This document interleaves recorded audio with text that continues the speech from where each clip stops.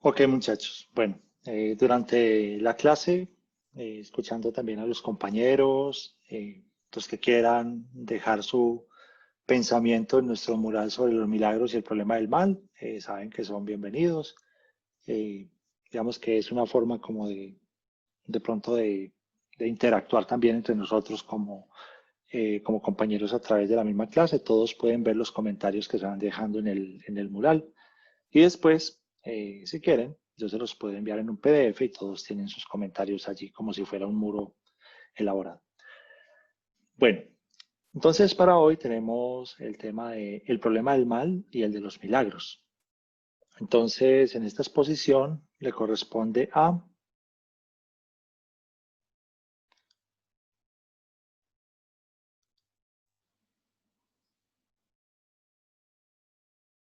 voy a dejar de transmitir acá. Bueno, quien tiene la exposición para hoy está preparado, quiere compartir su pantalla o cómo nos quiere hablar de estas dos temáticas, los milagros y el problema del mal.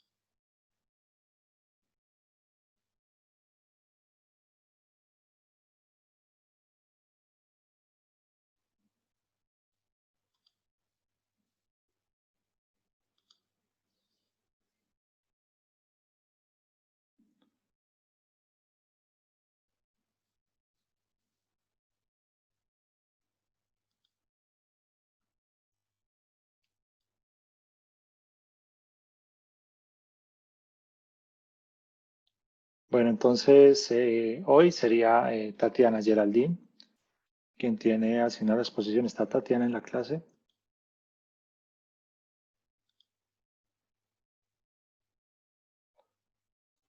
Profe, te escribieron en el chat que creo que ella te mandó un correo. Voy a mirar. Si no que no he abierto el correo, lo voy a abrir entonces acá. No, regálame un segundo y si no, yo realizo el tema. ¿Qué se me hizo el Outlook? Ok.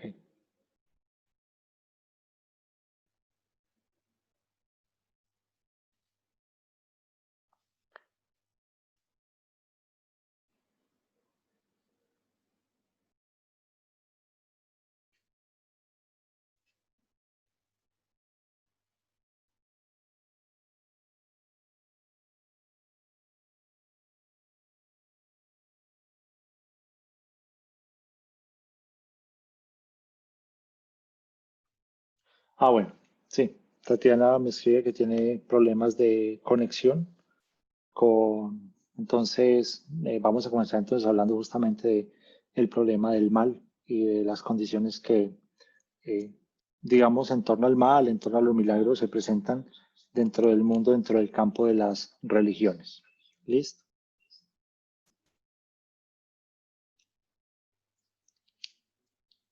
Bueno, entonces voy a compartir mi segunda pantalla.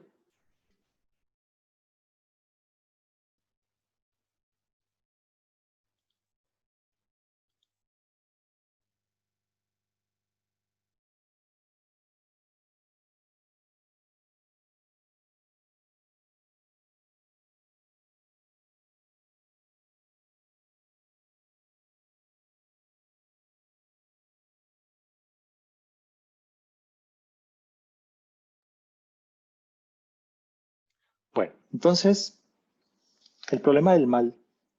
Bueno, para hoy entonces tenemos estos dos conceptos de los que ustedes me han escrito algo en Mural, ¿sí?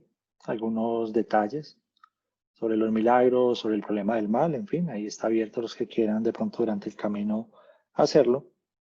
Entonces, por una parte tenemos dos temas que son propios de las religiones. Mire, todas las religiones existen para darle respuesta a muchas cosas. Ya sabemos, al problema de la muerte, al problema del origen. En este caso, pues vamos a abordar un tema que es muy grueso y es el problema del mal.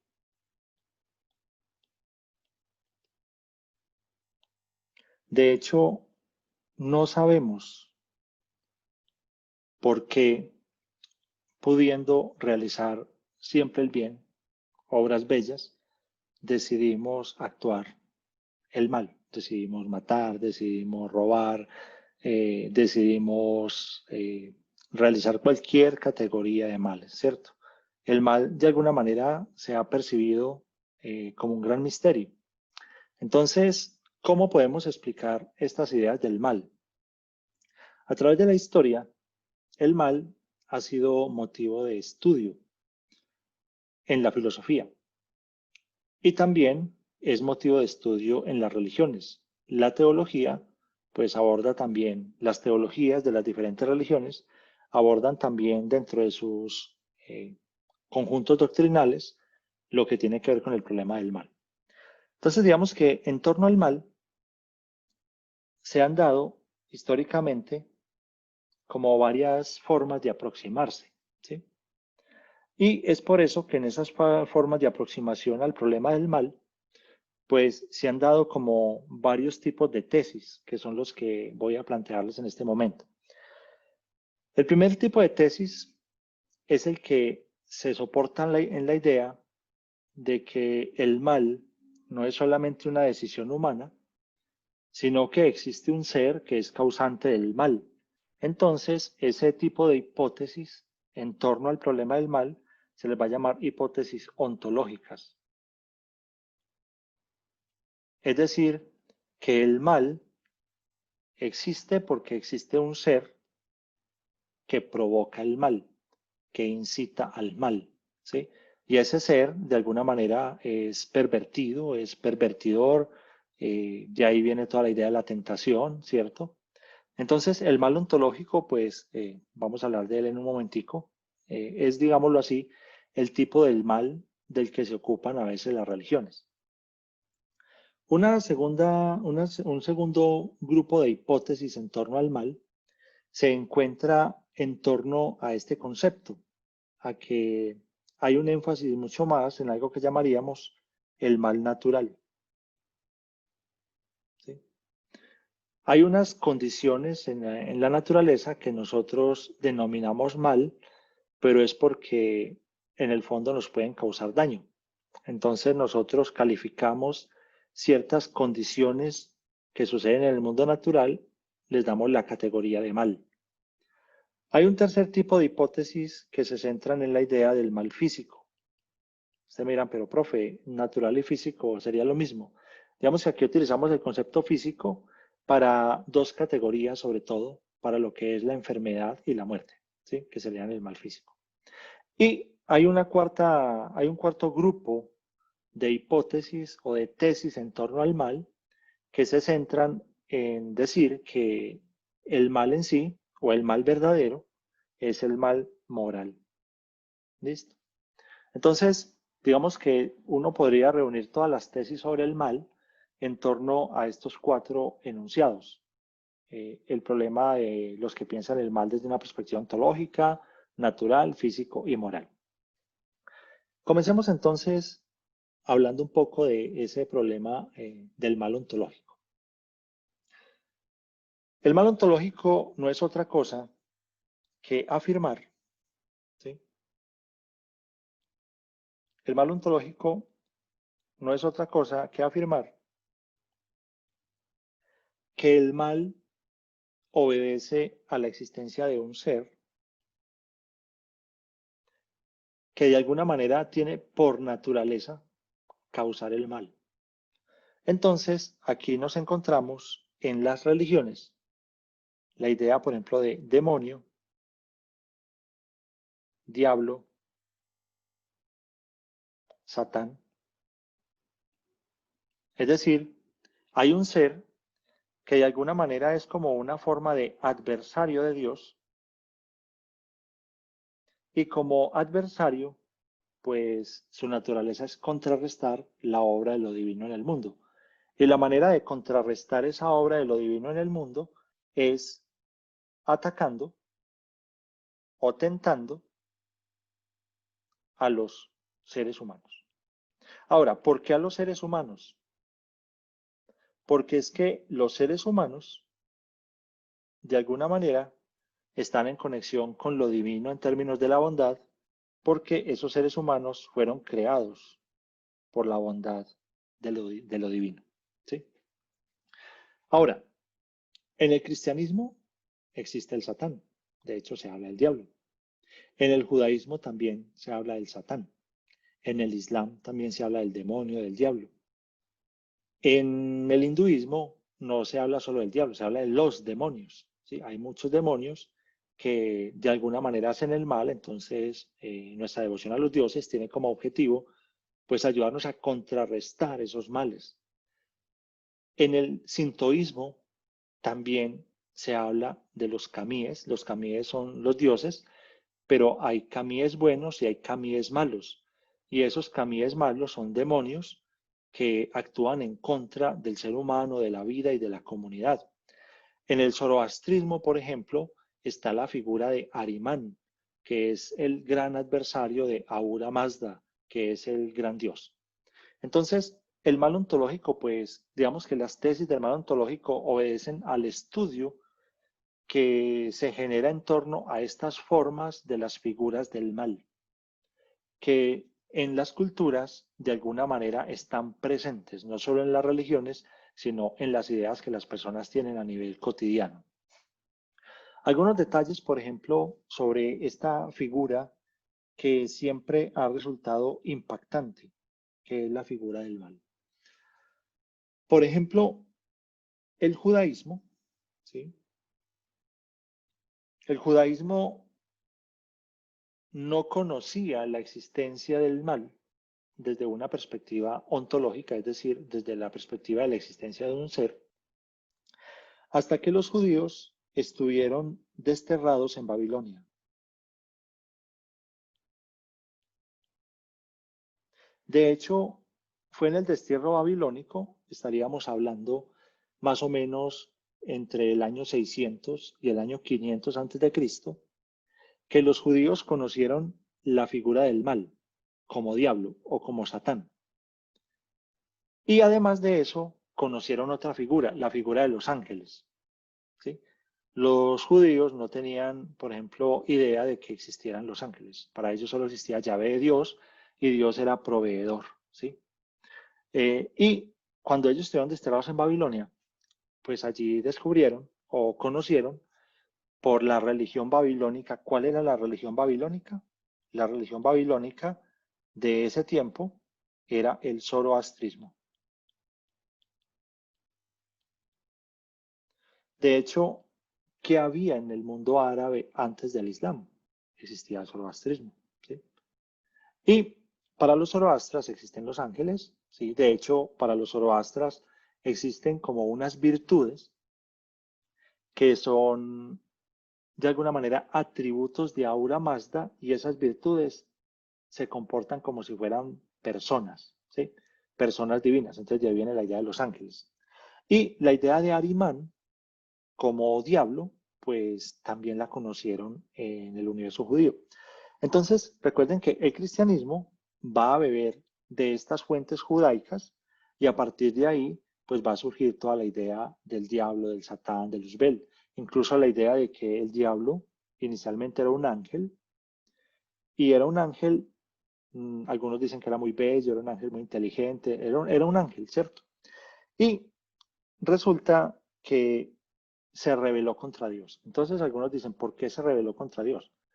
Muchos dicen que este ángel se rebeló contra Dios porque Dios tenía un amor apasionado por los seres humanos. ¿Sí?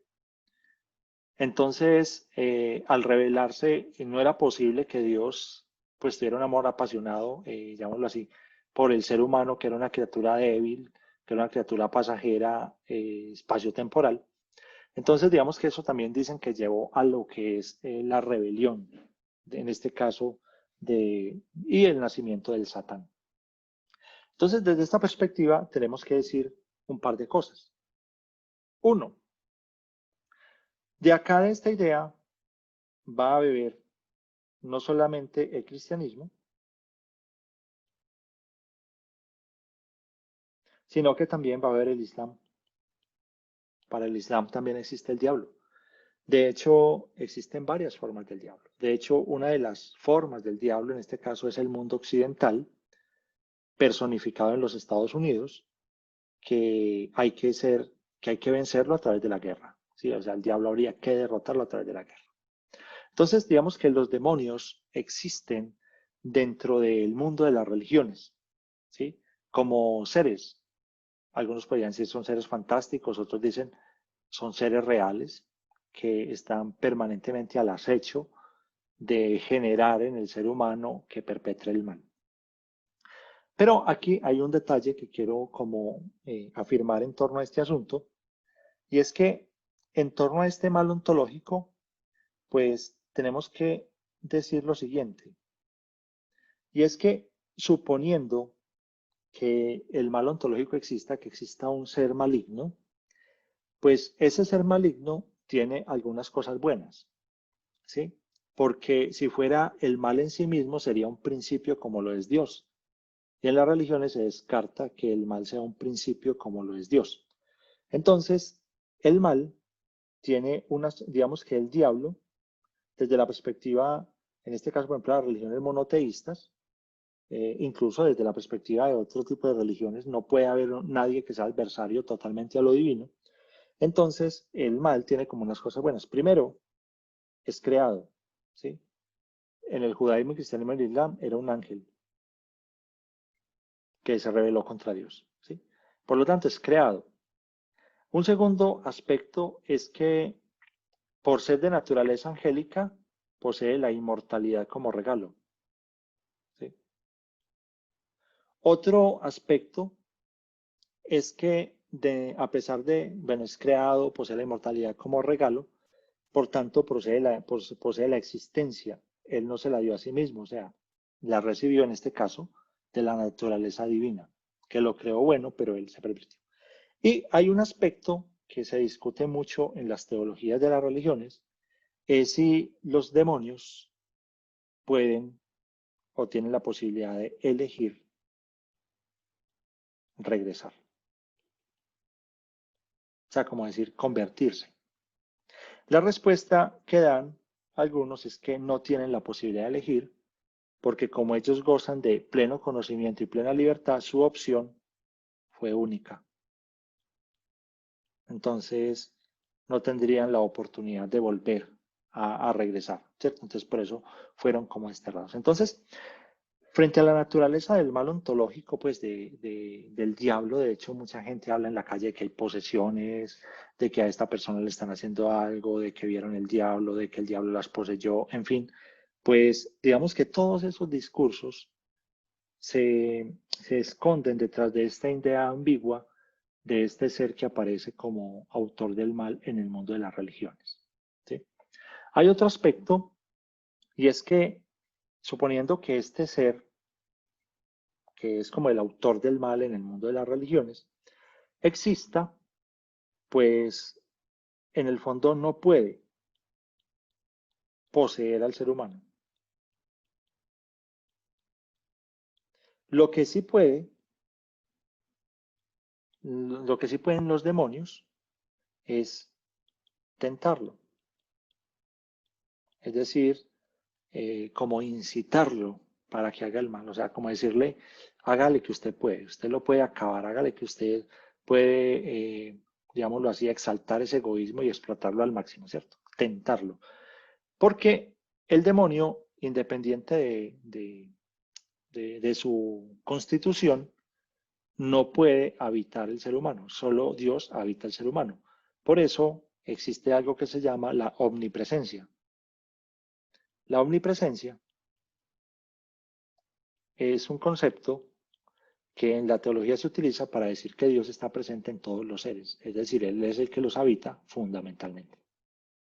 Entonces, aquí pues tenemos esta idea que ha hecho su recorrido, ha protagonizado películas, novelas, está en la literatura, está en el mundo de las religiones. Muchos consideran que existe, ¿cierto? Digamos que si el diablo, pues, tiene todas estas posibilidades de tentar, pues, en el fondo, el que hace el mal, en el fondo, no tendría una culpabilidad, debido a que fue obligado técnicamente. Pero aquí es donde viene el aspecto, y es que el diablo muestra algo y la persona lo elige, por lo tanto, la persona sería responsable de su elección. ¿Sí? Entonces, digamos que esto es lo que se va a mover en torno a esta idea, que es una idea ambigua. Muchachos, ¿qué piensan de este concepto? ¿Alguna apreciación, alguna pregunta al respecto sobre esta primera manera como se presenta el mal? ¿Sí? Muchas teorías o hipótesis sobre el mal se basan en esta idea ontológica. Existe un ser que hace el mal, que es como una especie de adversario de lo divino. ¿Alguna percepción al respecto? ¿Alguna pregunta? Bueno, no sé si es pregunta o una afirmación dentro del estudio teológico en el cristianismo y en la teología católica, que es la que estudiamos en la universidad. En la exégesis y la hermenéutica se trata el mal también como un aspecto narrativo que más que poseer, como acá se dice, que no tiene al hombre, no posee al hombre, es capaz de tentarlo. ¿Por qué esa capacidad de tentar del demonio sobre el hombre? Si siendo el hombre en parte divino, pues es criatura, es creado y se hace partícipe de la divinidad. Porque tiene entonces el demonio esta facultad de tentar al ser humano. Bueno, Catalina, digamos que yo no podría responder esto desde la teología católica, pero sí puedo responderlo desde unas teologías más interreligiosas. La idea de diablo como ser existente en el universo de las religiones obedece a la necesidad de explicar por qué el ser humano es ambiguo al momento de actuar. Es decir, por qué el ser humano, pudiendo hacer el bien, realiza el mal. Entonces ellos dicen, no, es que si yo puedo hacer el mal con la misma fuerza con la que yo hago el bien y con la misma pasión, es porque realmente existe un ser que lo personifica. ¿Sí? Entonces, sí, independiente de que el mal sea un ser o no existente, es una figura literaria también. Y como figura literaria no le colocan o no le anteponen nada bueno. Le anteponen el ser adversario, le anteponen el ser tentador. En fin, ahora, desde la teología católica, por ejemplo, el diablo es, digamos así, el más limitado de todos los seres, porque dice que está en capacidad de luchar, pero no está en capacidad de ganar, que está en capacidad de tentar, pero no puede hacer que usted cause el mal, a no ser de que usted lo asienta con su propia libertad, ¿cierto? Entonces, en la teología católica, en el cristianismo, el mal es estrictamente fruto de una decisión del que actúa mal, ¿cierto? Entonces, digamos que sí, como figura es narrativa, claro, el mal es parte de la literatura, se personifica o no, ¿cierto? Si eso no fuera posible, pues entonces, eh, por ejemplo, Goethe, cuando habla en Fausto, por ejemplo, no tendría esta figura tan ambigua. Eh, entonces, sí forma parte del universo narrativo. Ahora, si la pregunta es si Jesús luchó contra el mal, Jesús luchó contra el mal.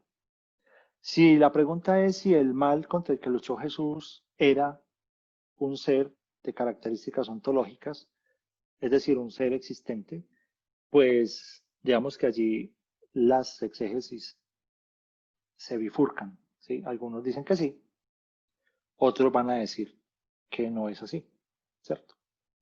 Y van a tener explicaciones y posibilidades.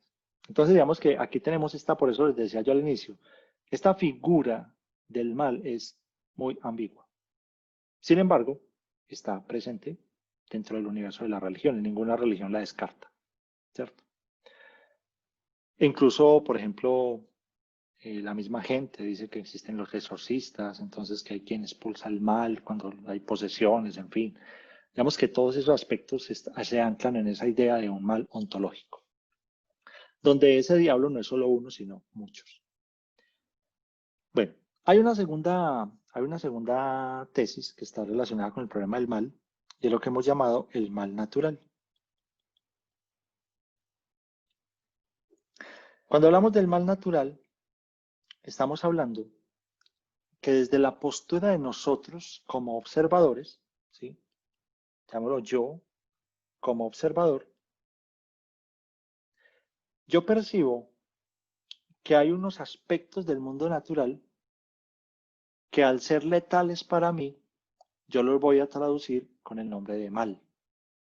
¿Sí? Por ejemplo, un terremoto. Un terremoto es un fenómeno natural. Cuando digo fenómeno natural, estoy diciendo que es natural que la Tierra tiemble.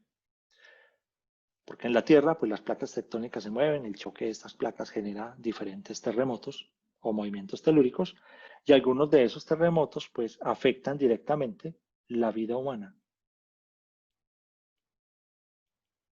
Por ejemplo, el tsunami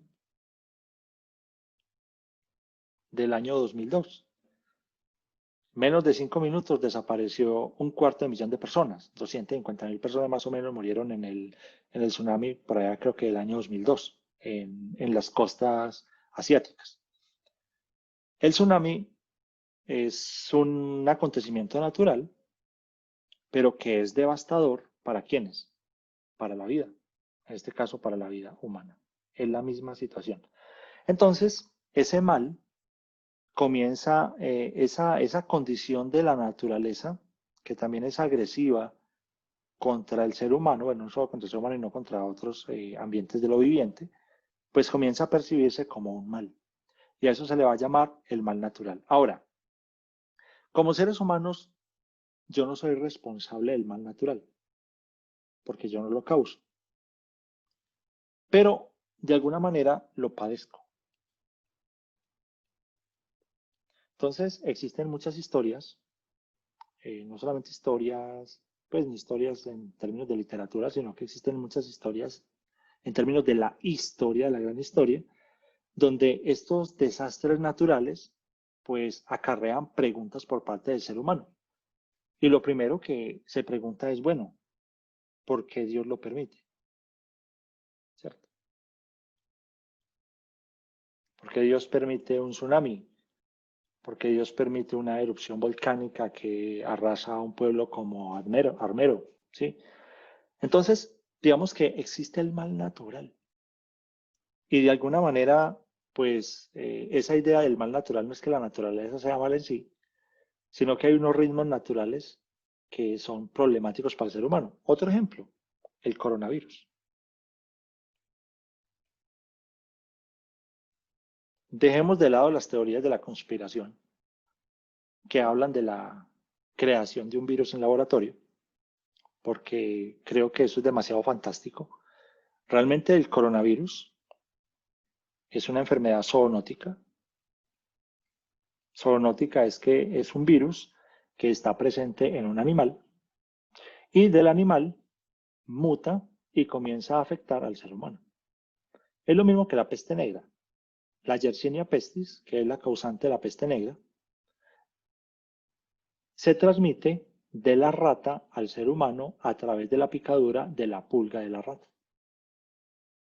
¿Cierto? Entonces, ¿esto qué significa? El coronavirus es parte de una gran familia de virus corona, como hay virus H1 y otros tipos de virus que son parte de la naturaleza también. ¿Cierto? Entonces, digamos que aquí hay un hecho y es que esa condición, pues uno podría decir, es el mal natural. Pero mal en el sentido de que está afectando en este caso a una figura, que es la figura humana. En torno al problema del mal natural, existió un filósofo en la modernidad que se llamó Leibniz. Leibniz no es que se haya dedicado a hablar del mal en sí, sino que generó en su filosofía una afirmación que de alguna manera muchos tomaron como muy literal y posteriormente generó interpretaciones. Leibniz afirmaba que independiente de las condiciones en las que nosotros vivamos, este es el mejor de los mundos posibles. Es decir, que de todas las posibilidades que se dieron para que se desarrollara el mundo, esta forma en la que se desarrolló es la mejor de todas las posibles, ¿sí? Digamos que recordemos una cosa, y es que Leibniz llegó primero a la formulación de la ley de la gravitación universal, pero no la publicó. Y ganó el que publicó primero, que fue Isaac Newton. Por eso Isaac Newton pasó a la historia como gran científico. Leibniz también lo formuló, pero nunca lo publicó. Es decir, si lo hubiera hecho, pues hubiera llegado de segundo. Entonces, nunca se recuerdan los segundos. Siempre se recuerda el primero. Entonces, Leibniz, por otras vías, también llegó a la misma teoría de Newton. Solo que Newton publicó, porque Newton tenía el apoyo de la Royal Society, ¿cierto? De la, llamémoslo así, Academia Inglesa de las Ciencias. Leibniz no. Entonces, digamos que son aspectos que se dan. Entonces Leibniz dice, mira, de todas las posibilidades que se dieron, este es el mejor de los mundos posibles. Ahora, por allá a finales del siglo XVII, XVIII, estaríamos hablando entre 1700 y 1800, se dio un gran terremoto en Lisboa.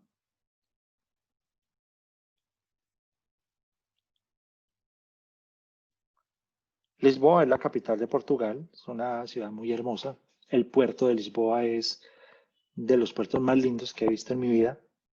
Ese lugar, digamos que fue objeto o fue epicentro de un terremoto que mató muchas personas en este siglo.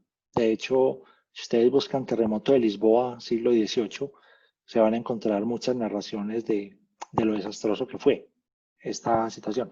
Entonces, mucha gente, pues, viendo este tipo de situaciones naturales, pues, comienzan a decir, si este es el mejor de los mundos posibles, perdonen la expresión tan paisa que voy a utilizar, si este es el mejor de los mundos posibles, entonces qué mundo tan bello, o sea, ¿cómo es posible que Dios permita que la naturaleza se comporte de esa manera y mate tantas personas y genere tantos problemas en las sociedades, ¿cierto?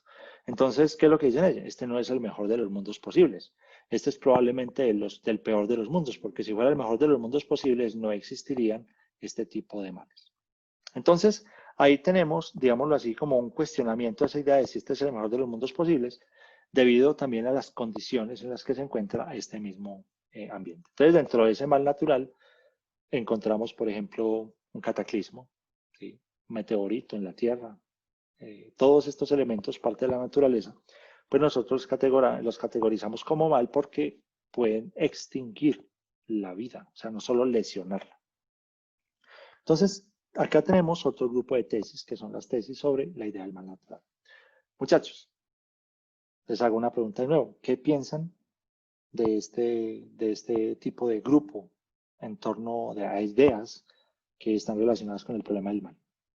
¿Alguna pregunta, alguna idea al respecto?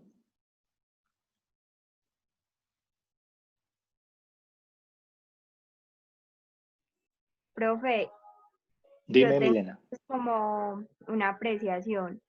Sí, dime. Considero que sería ese tipo de mal del que el ser humano nunca se va a poder librar, ni controlar, ni elegir. Milena, eso es cierto. Nosotros no nos libraremos de este mal, ¿sí? Porque es parte del existir, ¿sí? Siempre donde nos encontremos vamos a tener amenazas que pueden lesionar o acabar la vida, ¿cierto? Entonces, ese mal no lo elegimos. Nadie elige vivir o nacer en la era de un terremoto, ni siquiera nadie elige el terremoto, ¿cierto? Digamos que la naturaleza tiene su propio ritmo. Por algo hay una expresión muy particular que dice, Dios perdona siempre. Los seres humanos perdonan algunas veces. Ojo, solo algunas veces. La naturaleza, nunca. ¿Cierto? O para decir, la Profe, naturaleza... Sí, dime, Lisette. entonces, dentro de esto entrarían los animales, porque los animales no son malos, pero cuando nos hacen daño, los categorizamos como malos. ¿Entra aquí o no? Bueno, digamos que, por ejemplo, sí, el tema de los animales está ahí. Por ejemplo, una serpiente, una cobra, una cobra, ¿cómo es que se llama? Una cobra real, esa cobra inmensa, ¿cierto? Te pica y te mueres. La cobra no es mala. No hay nada en el mundo que sea malo. De hecho, las religiones lo dicen. Ese llamarlo malo obedece a que es una amenaza para nuestra vida. Entonces, por eso, digamos que detrás de esa amenaza, la serpiente, por ejemplo, ha gozado de pésima reputación. Entonces, hay muchas especies que se han extinto ya porque el ser humano ve cualquiera y las mata, ¿cierto? Porque la ve como una amenaza y para ellos la serpiente personifica el mal. Pero también no solamente el tema de mal desde la perspectiva del animal, sino también el término de lo feo. Piensen, por ejemplo, en un sapo. Para un biólogo, un sapo es una ser vivo espectacular, ¿cierto? Pero una persona normal va por la calle y le tiene pavor al anfibio. Sin embargo, si lo ve, agarra a su perro y a su perro si lo quiere, lo acaricia, en fin, porque estéticamente le parece más bonito. Entonces, digamos que el tema del mal va a tener una gran conexión con la idea que nosotros tenemos de lo feo. ¿Sí? Hay una unión en esos dos conceptos. De hecho, hay un libro que les voy a recomendar con base en la pregunta que hace Lisette. Es un libro de Humberto Eco. Este Humberto es sin H, que se llama Historia de la Fealdad.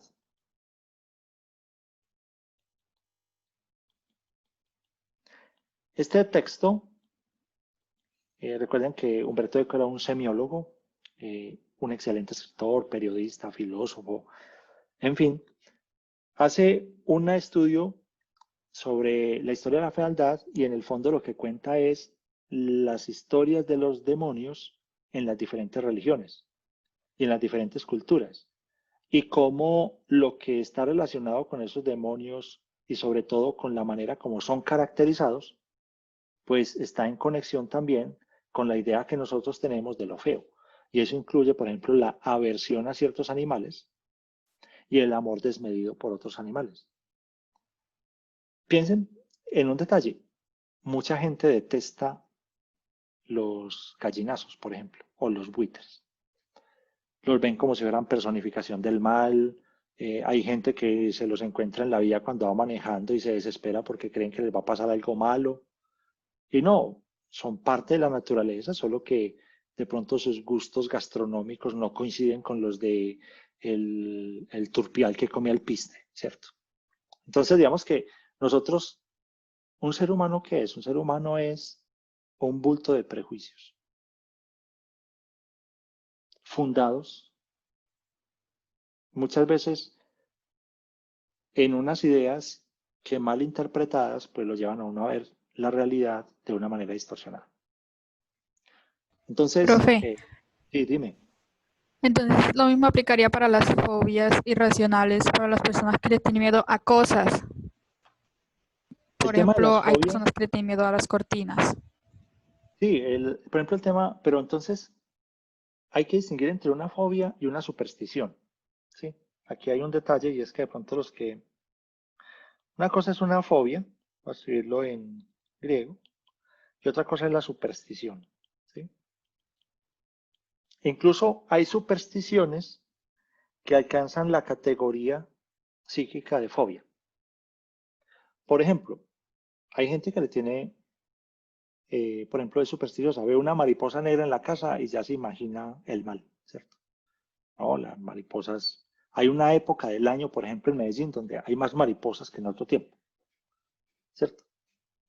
Porque ellas también tienen sus ciclos y dependiendo Así como hay una época donde hay más cucarrones que en otro tiempo, esos cucarroncitos amarillos, hay una época donde hay muchísimos más que en otros, ¿cierto? Entonces, viene por ejemplo ya la superstición. Una fobia, pues es un temor que uno considera irracional a algo, pero que en el fondo tiene un fundamento inconsciente. Y pues se puede tratar, por ejemplo, la aracnofobia, fobia a las arañas, pero esa fobia es muy infundada, o sea, uno naturalmente no le tiene miedo a la araña, eso lo aprendimos. Gran parte de nuestras fobias son todas aprendidas y muchas de ellas proceden de la superstición. Por ejemplo, la fobia al número 13. De hecho existe, se llama triskaidekafobia.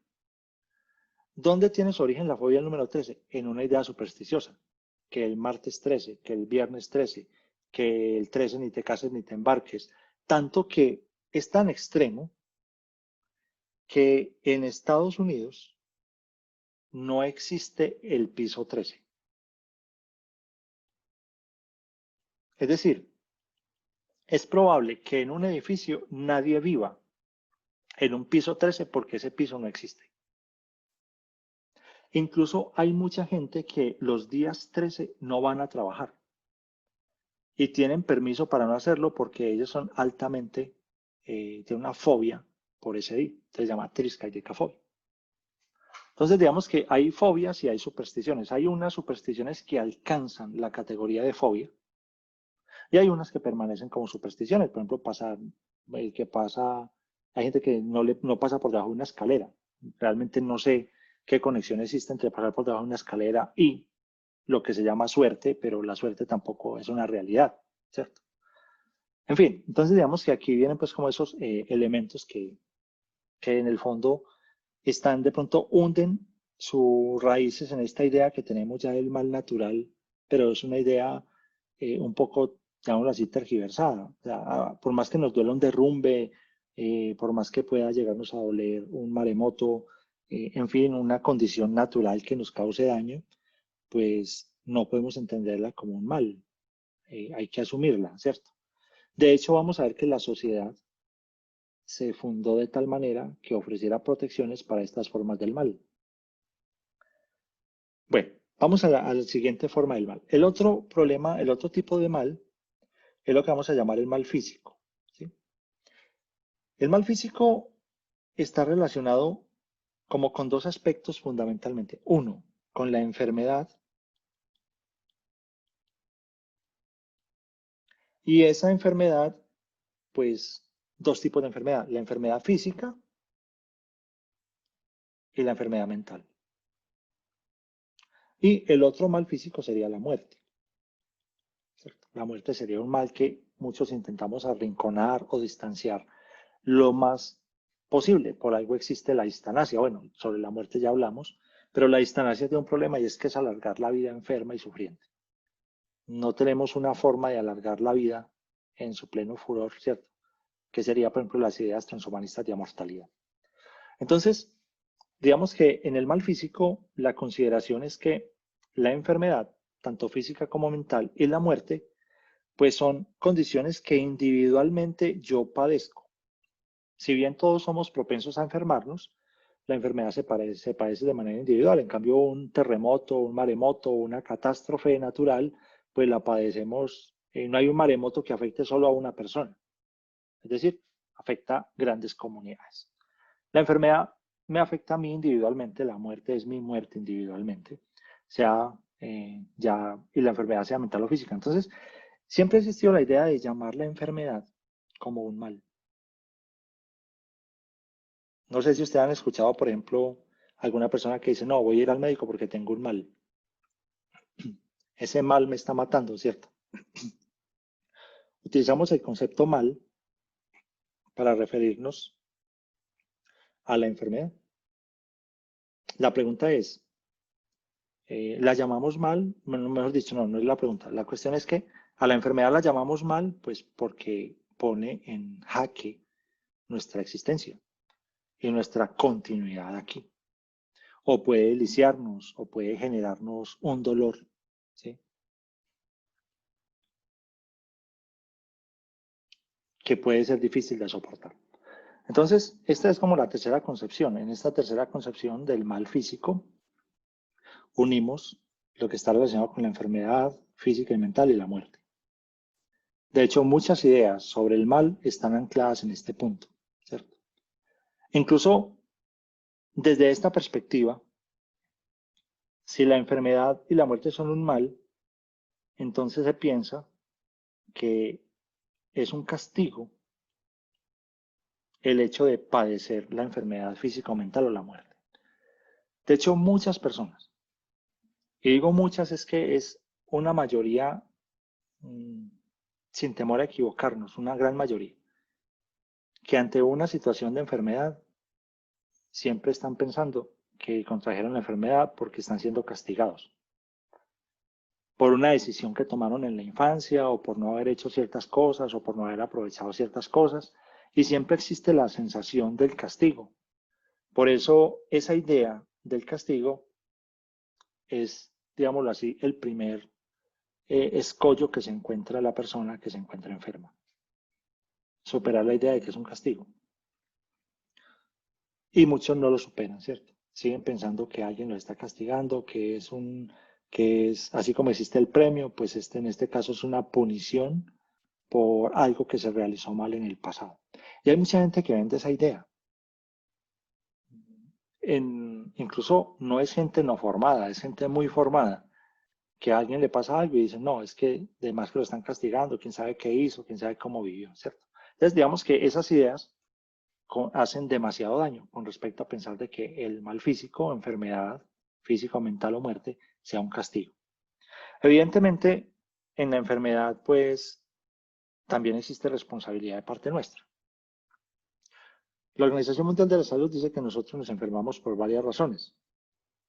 La primera razón es porque en todos, o en muchos, existe una predisposición genética a desarrollar algún tipo de enfermedad, por ejemplo, ciertas formas del cáncer.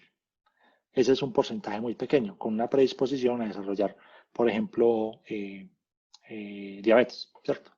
Porque hay algunos estudios que muestran que hay ciertas personas más predispuestas a desarrollar ciertas patologías que otras. Entonces hay un porcentaje muy pequeño, póngale el 1% de la población mundial, que nacen con una predisposición a desarrollar algún tipo de enfermedad. Un segundo aspecto por el cual nos enfermamos es por el asunto del ambiente macro.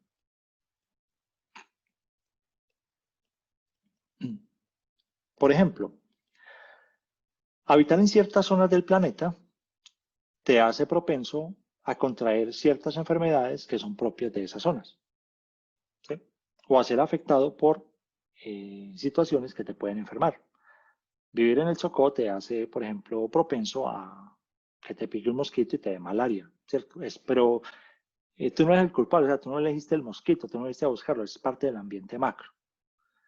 Lo mismo que vivir en ciertas zonas, o sea, te genera cierta predisposición, no predisposición genética, sino que estás en un ambiente donde es probable que determinadas enfermedades, por ejemplo las tropicales, te den. ¿Listo? El ambiente macro. Lo mismo, vivir, por ejemplo, en una ciudad como Nueva Delhi, en la India, que es una de las ciudades más contaminadas del mundo en términos de aire más venenoso, o vivir, por ejemplo, en Taipei, en China, pues te hace muy propenso a desarrollar una enfermedad pulmonar, lo mismo que de pronto en Medellín en sus épocas más contaminadas te puede hacer propenso, pero es un asunto de ambiente macro, donde en el fondo pues la contaminación es una responsabilidad individual, sí, pero una sola golondrina no hace llover, hay una responsabilidad de todos en ese concepto. Otro aspecto por el cual nos enfermamos es el ambiente micro, el microambiente, es decir, el lugar donde usted vive,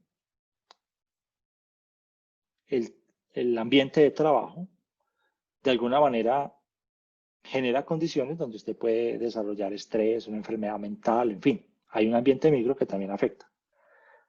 Y la cuarta forma por la cual nos enfermamos es por el estilo de vida. De hecho, este es el más amplio. Nuestras rutinas al comer, al hacer ejercicio, el tema del sedentarismo, nuestra relación con la alimentación, pues de alguna manera es la causante de muchísimas enfermedades. Entonces, digamos que en el tema de la enfermedad, independiente de que sea un mal, es probable que exista en alguna parte de nuestra responsabilidad, ¿cierto? Un mal estilo de vida, pues, nos puede llevar a enfermarnos. Pero pensarla como un castigo, pues, digamos que es de pronto una forma bastante cruda, y pensarla como un mal, además de crudo, pues, digamos que estamos dentro de esta interpretación, de este tercer tipo de interpretación, ¿sí? Vamos a nuestra cuarto grupo que concentra hipótesis sobre el mal. Esta cuarta pregunta, o este cuarto como concepto que une un grupo sobre las ideas del mal, en el fondo es la respuesta a esta pregunta: ¿cuál sí es el verdadero mal?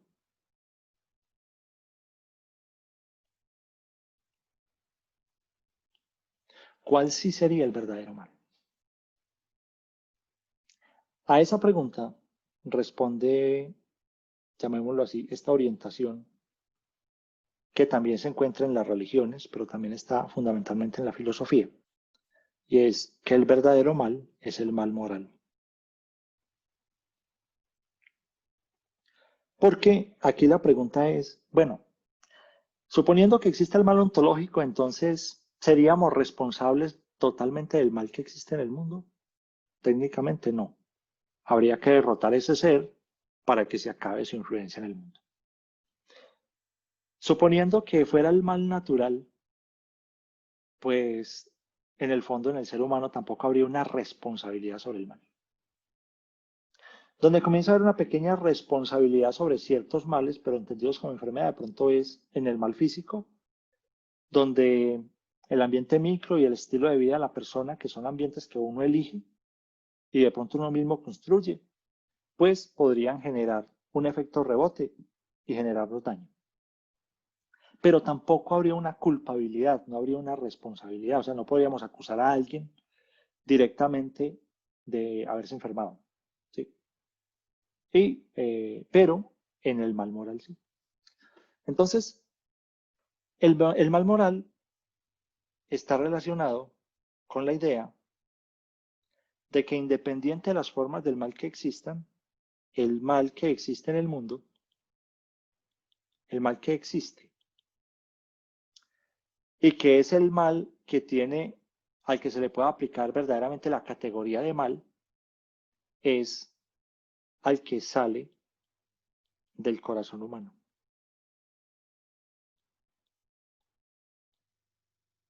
¿Sí? Y de este mal que se expresa a través de las acciones humanas, el ser humano es absolutamente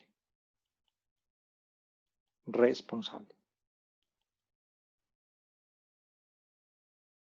Y métanse esto en la cabeza, muchachos. Detrás de toda mala acción, siempre hay un mal pensamiento. Es decir, nadie hace el mal por ignorancia. Detrás del mal del que estamos hablando aquí, siempre existe la premeditación.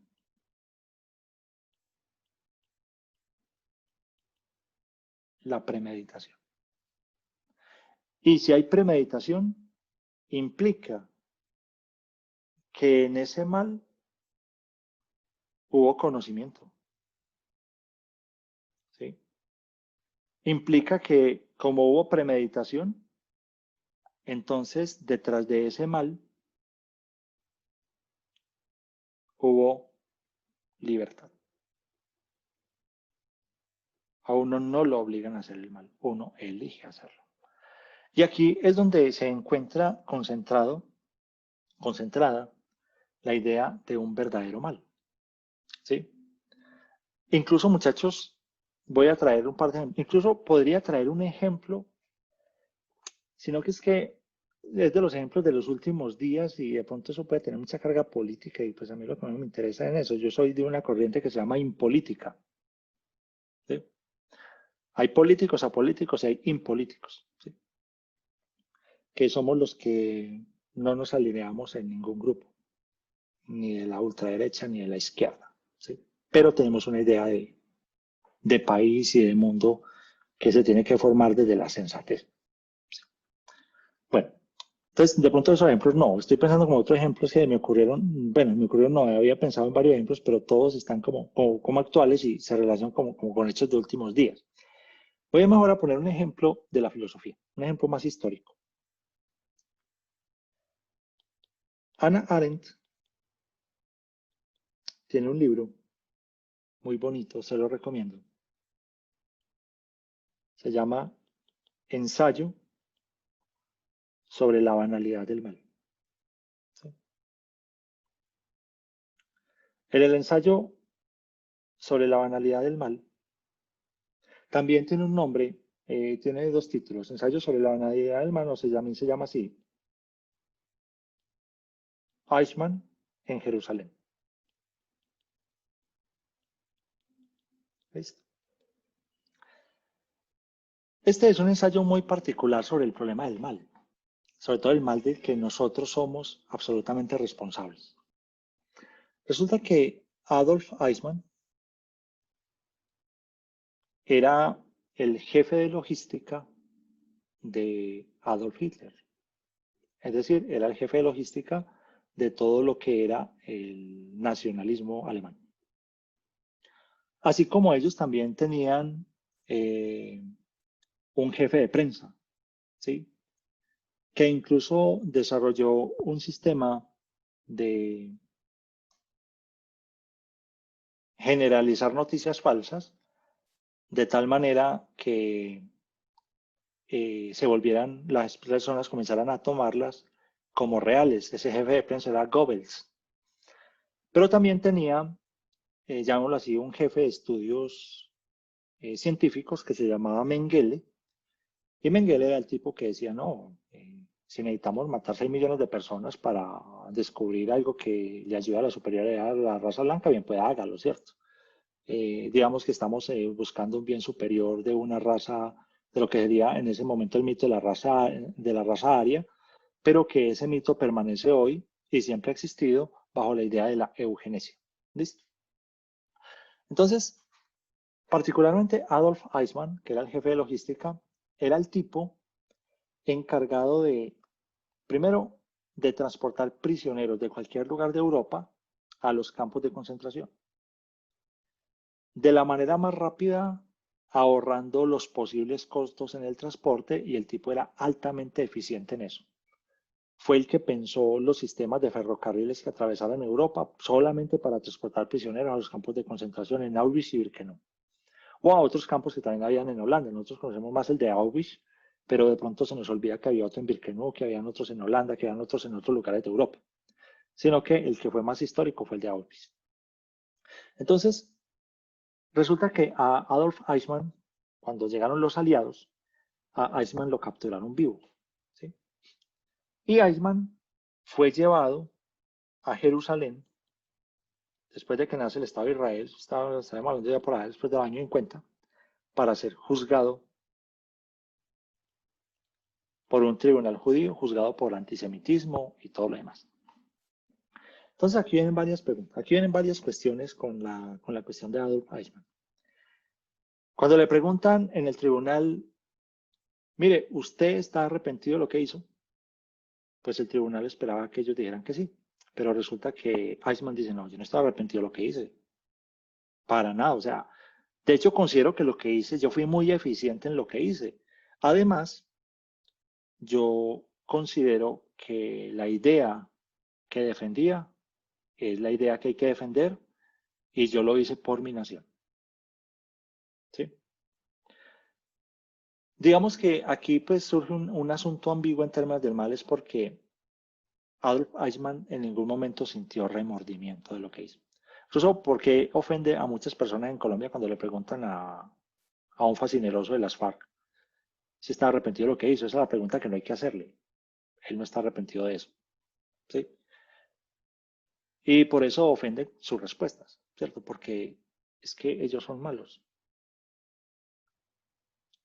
La conciencia no les da, porque si les diera ese proceso de regresión, les generaría mucho dolor. Entonces no lo van a hacer. Digamos que aquí hay un asunto ya particular. Entonces, lo mismo sucede con Eichmann. O sea, por ejemplo, la pregunta que yo nunca le haría a ellos es, ¿usted está arrepentido de lo que hizo? Nunca la haría. ¿Sí? Es la pregunta que no hay que hacer allí. Entonces, les llaman la pregunta. Entonces, claro, ante la respuesta de Adolf Eichmann, viene una cuestión. El tribunal quería matarlo de inmediato. O sea, aquí no hay nada más que juzgar. Digamos que los jueces se dejaron llevar por la pasión y lo condenaron a muerte. Y entonces aquí vienen como dos enseñanzas muy chéveres del texto de Hannah Arendt. Uno, nadie es inmune a hacer el mal. Todos los seres humanos podemos causar los males que ni siquiera imaginamos. Es decir, yo no debo criticar a otro por el mal que hace porque no hay mal tan grande que pueda hacer alguien que no lo pueda hacer también yo. ¿Sí? Segundo elemento dentro de esta idea del mal. Pero entonces el primero es el mal. Nadie está vacunado contra el mal, esa vacuna no existe. Cualquiera de nosotros puede causar un gran mal. ¿Sí? Segundo, la banalidad del mal, que es lo que se defiende en el ensayo de Hannah Arendt, consiste en lo siguiente, en que comenzamos a llamar justicia las acciones que más detestamos del agresor. Entonces, por ejemplo, ¿qué es lo que más detestaban, en este caso, los tribunales de Adolf Eichmann? Que con sus acciones generó la muerte y asesinó millones de personas. ¿Sí? Pero resulta que a él le imponen la pena de muerte, es decir, utilizan la acción que más detestamos del agresor, que es matar, y yo le impongo la pena de muerte como justicia. Entonces, Hannah Arendt lo que dice es, mire, esa es la banalidad del mal. El mal termina corrompiendo al mismo juez, que utiliza la acción que yo más detesto del otro bajo el nombre de justicia. Entonces dice Hannah Arendt, a Eichmann no se le podía matar. ¿Sí? Tampoco se le iba a mandar a casa por cárcel para que viviera feliz, para que tuviera... No se le podía matar. Porque cuando yo lo condeno a muerte, en el fondo, yo también me estoy haciendo mal. O sea, ya somos dos hombres malos o dos seres humanos malos. Porque ninguna acción que yo deteste como injusticia, luego la puedo justificar como justicia. Entonces, ¿qué tenemos nosotros en Colombia? Esa idea de que alguien hizo el mal, ¿sí? A todo el que hay que matarlo, a todos para mitad hay que matarlos, dicen los unos y los otros. Pues sepan que ahí no nos distinguimos de ninguno de esos personajes. ¿Por qué razón? Porque lo que más detestamos en sus acciones es lo que yo pretendo hacer con ellos. Entonces, la banalidad del mal es que el mal moral, no es solamente aquello que me lleva a mí a hacer el mal, sino que el mal moral es como una burbuja.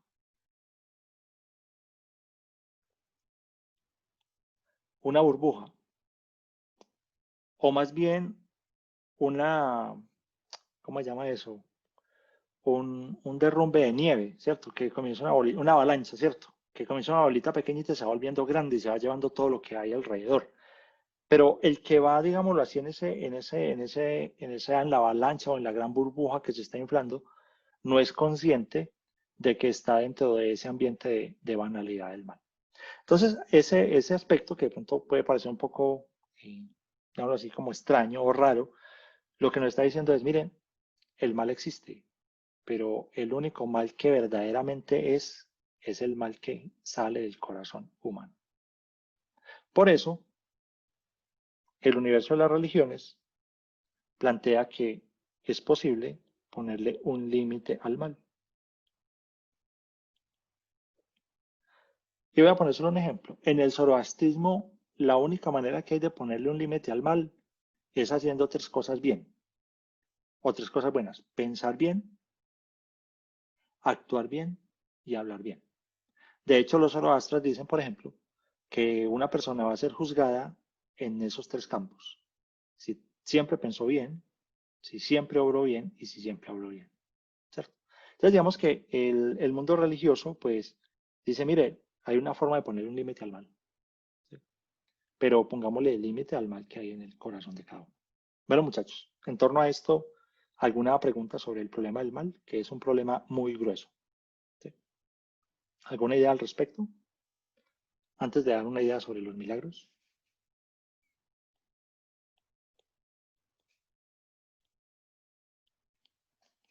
Profe, yo iba a decir algo en cuanto al Dime. mal pronto físico, que es como más una apreciación, pues como una opinión que tengo, y es que cuando las personas, no sé, religiosas o que creen en Dios o algo así, les pasa algo, de pronto pues alguna enfermedad, muchas veces no lo toman como ese castigo, digamos, como lo que estabas diciendo, sino como un esto me pasa por algo, como que, o por ejemplo, Dios me mandó esto por algo. Siempre lo toman como en el sentido, no sé, como bueno, como de algún aprendizaje, como de, pues sí, como Dios me mandó esto, hay que tomarlo y siempre lo toman como de una manera atribuyéndole a la religión. Stephanie, en eso hay como dos aspectos. El primero es que para uno existir, para vivir, uno necesita dotar de sentido algo, dotar de sentido la realidad. ¿Sí? El día que yo dejo de dotar de sentido algo, entonces ese día me pierdo. Ese día viene la crisis. Pero por ejemplo, un creyente, cuando dice es que esta enfermedad me pasa por algo, ya sabemos que Dios no castiga, Dios no envía la enfermedad, ni tampoco viene el diablo ni nada. Pues la persona lo que está intentando hacer es encontrar sentido para asirse a la vida. Y aquí viene un consejo que les voy a dar cuando ustedes tengan contacto con un enfermo. Hay que impedir a toda costa que el enfermo se identifique con su enfermedad.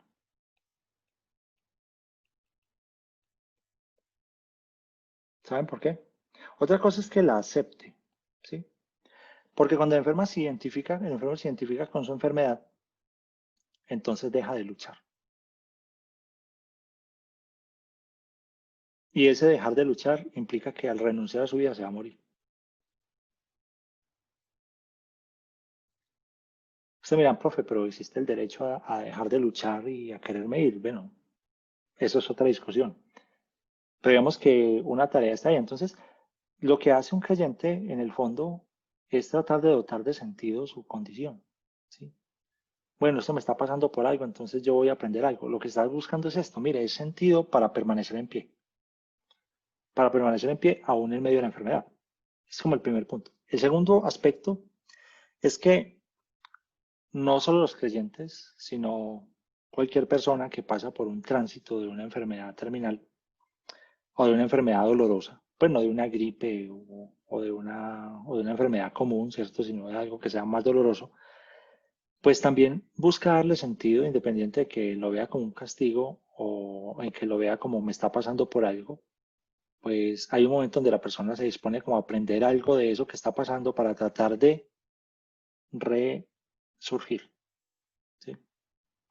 Pero ambos están en esa idea de dotar de sentido. El creyente lo dota diciendo Dios me está enseñando algo. El no creyente lo dota diciendo yo voy a resurgir, yo puedo también levantarme de acá, ¿cierto? Digamos que ambos están como en esa perspectiva. Entonces, eso obedece a eso, a que los seres humanos siempre queremos dotar de sentido a algo. ¿Y qué es dotar de sentido? Recuerden que hay una pregunta que en el fondo nunca tiene una respuesta y es ¿por qué? Nunca hay una respuesta que satisfaga en términos de los por qué. ¿Usted por qué hizo eso? No, no hay una justificación, ni siquiera hay una idea del por qué, ¿cierto? El por qué es una condición, una pregunta por la esencia, ¿sí? De algo. Y la esencia de algo es algo que normalmente se escapa. Cuando yo pregunto por qué, ¿sí? Estoy preguntando por la esencia. Cuando pregunto para qué, estoy preguntando por la finalidad, ¿sí? Cuando yo pregunto cómo, pues cómo lo hizo, ¿cierto? ¿Cuándo? Pero ¿por qué? Es una pregunta que va a dar la esencia de algo y esas esencias no son aprehensibles. Digamos que ahí yo soy más agnóstico, ¿cierto? Creo que la esencia existe, pero, pues madre, ¿cómo llego a ella? Y eso mismo pasa con la vida. Entonces, digamos que ahí es donde está como ese aspecto que de pronto a veces se nos puede escapar dentro de estas ideas. Bueno, una palabrita sobre los milagros, muchachos, es esta, y es, cuando les repartí los textos, les dije, pues creamos en los milagros, uno no sabe cuándo puede necesitar uno, ¿sí? En todas las religiones, los milagros son siempre una posibilidad. ¿Y por qué son una posibilidad?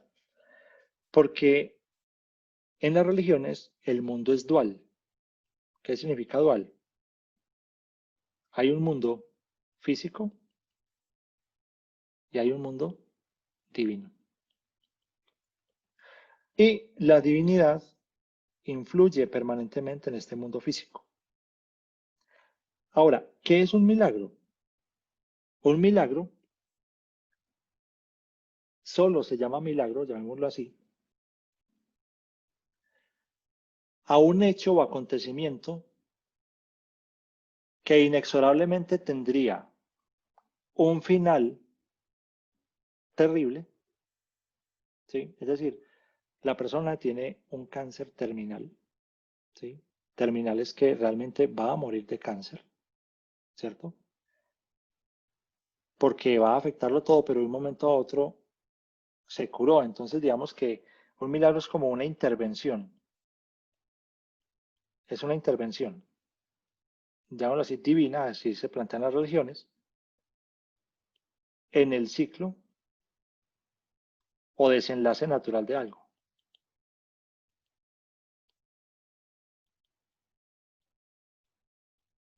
En el fondo, un milagro rompe la ley de la causalidad, ¿sí? Que es una ley natural, ¿sí? Entonces el milagro es eso, una intervención divina en el ciclo de desenlace natural de algo. Caso, por ejemplo, de enfermedades. Ahora, ¿dónde son muy importantes los milagros? Por ejemplo, una de las religiones que más estudia los milagros, esa sí es el cristianismo. Por ejemplo, para canonizar a alguien, para que lo declaren santo, se deben comprobar 3 milagros. Y esos milagros tienen necesariamente que cumplir este aspecto, es decir, el desenlace natural de esta enfermedad que se llama Parkinson, que no tiene cura, sino que tiene cierto tratamiento, al menos para paliar la enfermedad de la persona. El desenlace natural es morir por Parkinson. Morir con Parkinson, aunque uno no muere de Parkinson, pero sí otra enfermedad, pero muere con Parkinson, ¿cierto? Morir con Parkinson. Sin embargo, hubo un momento donde la enfermedad cesó, o sea, no continuó. A eso se le llama milagro. Y es algo que no tiene explicación en términos científicos, ¿cierto? Entonces, digamos que esos son los milagros. Por eso los milagros, digamos que son asuntos muy, a veces un concepto que nosotros utilizamos de pronto muy jovialmente, pero digamos que un milagro es una afirmación un poco extrema, ¿cierto? El milagro en sí es un asunto de este tipo. Es algo que detiene un desenlace natural inexorable, algo inexorable es que yo no lo puedo ni nadie lo puede detener, ¿cierto? Entonces ahí es donde entra el mundo de los milagros. El cristianismo, por ejemplo, habla de los milagros. Por ejemplo, en la India, el hinduismo también habla de los milagros. Por ejemplo, bañarse en el Ganges es probable que te cure una enfermedad por la obra de la diosa Ganga. Incluso las personas en las religiones realizan peregrinaciones, realizan rogatorias, realizan ofrecimientos, porque es probable que si esas divinidades o el sentido de lo divino pues se siente complacido o en su bondad lo quiere, pues me ahorra un proceso de dolor o un proceso de tratamiento, etc. Entonces, digamos que los milagros son un hecho que se da en todas las religiones y pues de alguna manera pues están relacionados como con la posibilidad que tiene lo divino de intervenir en el espacio-tiempo. Entonces, bueno, esos son como algunos detalles que quería compartir por hoy, entonces, en torno a lo que son los milagros y el problema del mal, que son dos problemas gruesos del universo de las religiones. Bueno, muchachos, nuestra próxima clase sería miércoles, pues entonces continuamos con nuestras exposiciones. Para ese día tendríamos la exposición, estaríamos hablando de miércoles 12, de los capítulos 1 y 2 de la temporada 2, este está a cargo de Milena Roldán, que se llama El elegido, el cielo y el infierno. Dos también conceptos que nos insertan en el universo de las creencias. Bueno, apreciados estudiantes, ¿alguien tiene alguna pregunta al respecto? ¿Algo para decir antes de cerrar nuestra clase de hoy?